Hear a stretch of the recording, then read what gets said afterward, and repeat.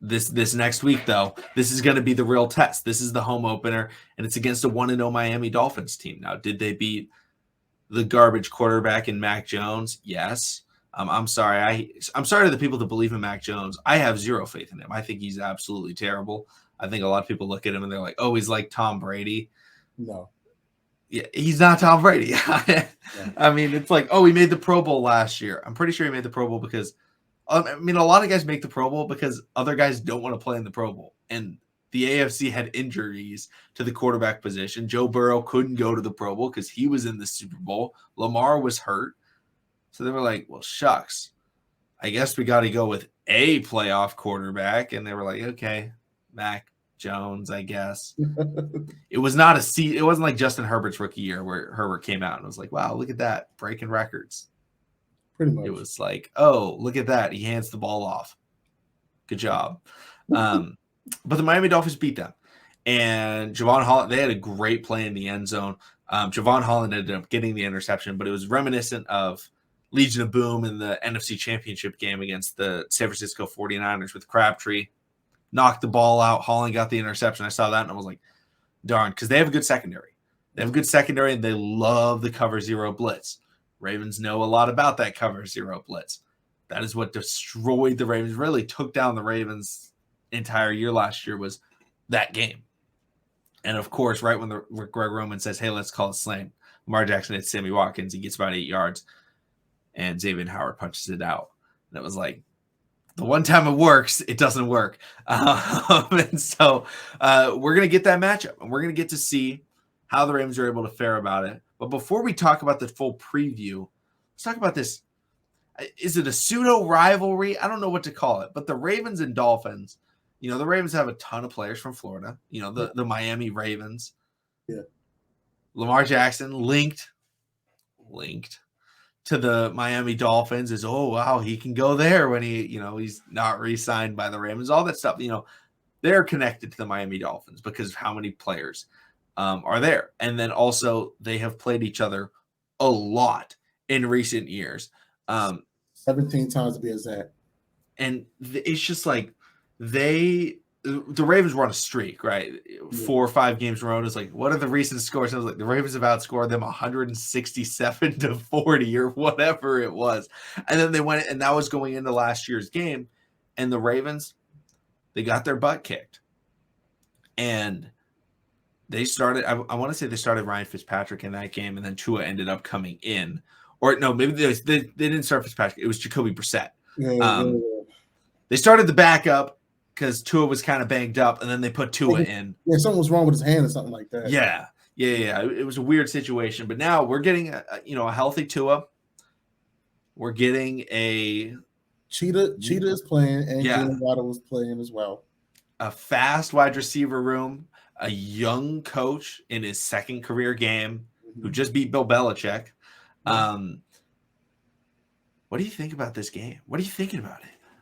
I mean, bro, for us to play them 17 times and us to lead the series of 10-7, even though, yes, last year they beat us by 12 points, but, for the 3 years prior to that, like you said, Danny put up 120 points, just about.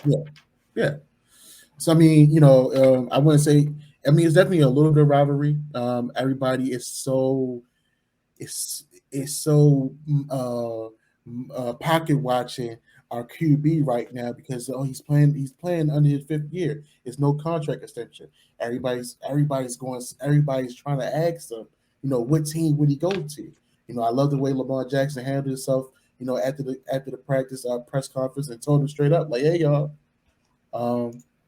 week 1 done passed, Friday done passed before our first game. We talking about the Dolphins now, no more contract talk. But everybody is so keen on him going back home and maybe going back to Miami.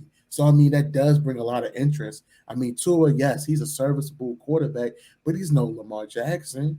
Lamar Jackson with a Jalen Waddle and a Cheetah. I don't know who the running back is, but that sounds like an interesting, core right there. And Mike McDaniel is one. He comes from that Bill Belichick tree, and he may be one of the he may be up and coming, one of the best coaches out of that tree.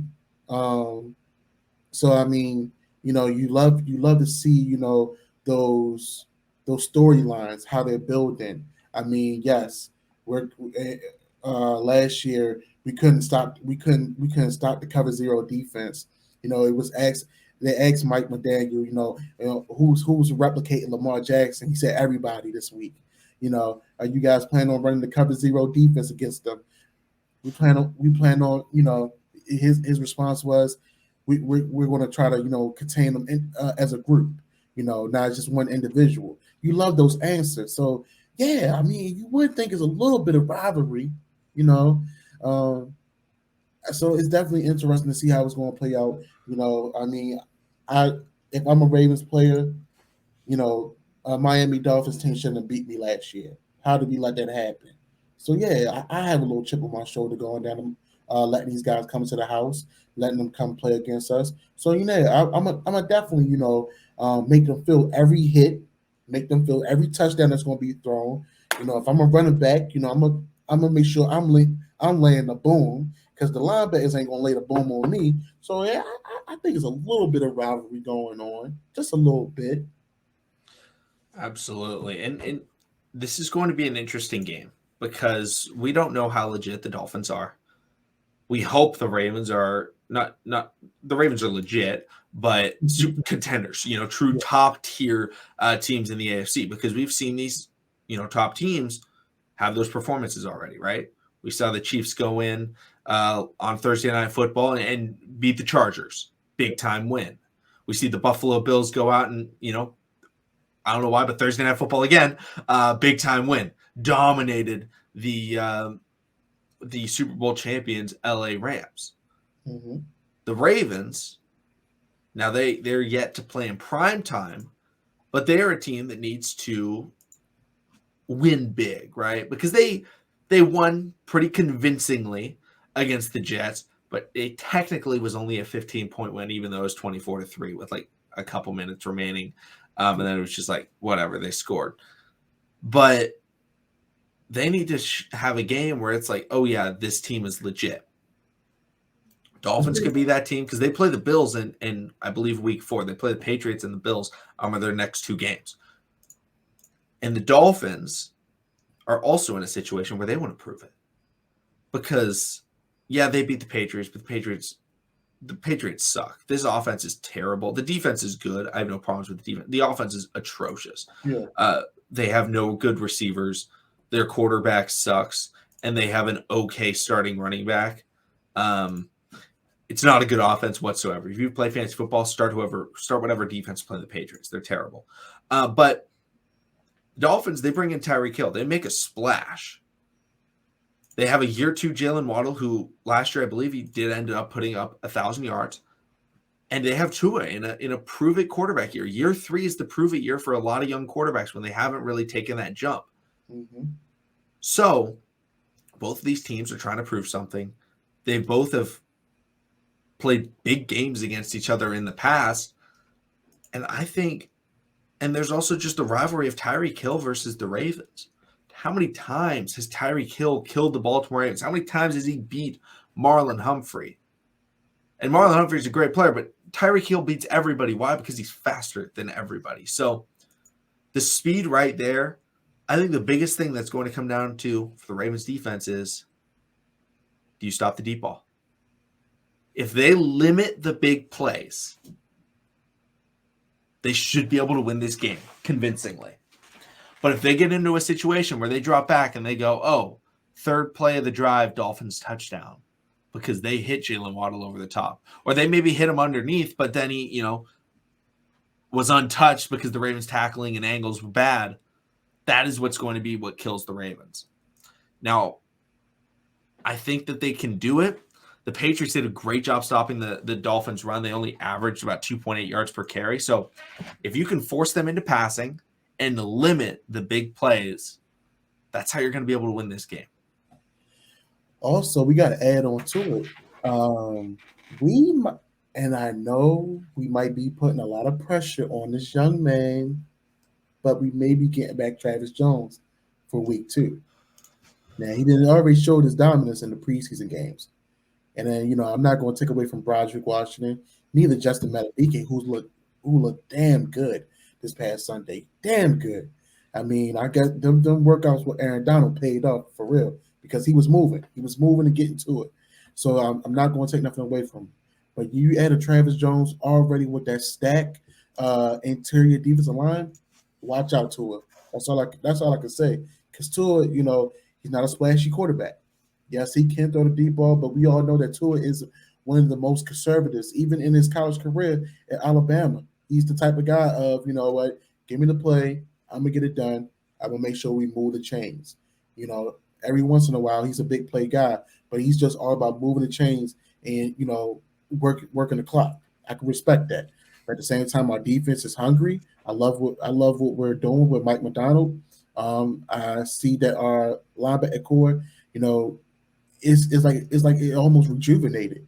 Like I said, with Zachary Orr and Mike McDonald, they already have a relationship, and that's a nice tandem. Mike McDonald already had, linebacker, what already was, previously the linebacker coach before he went to the University of Michigan, and Zachary Orr already has ties in Baltimore. So I mean, it's definitely interesting to see, and to take it a step further, even though this is week 2. This could possibly be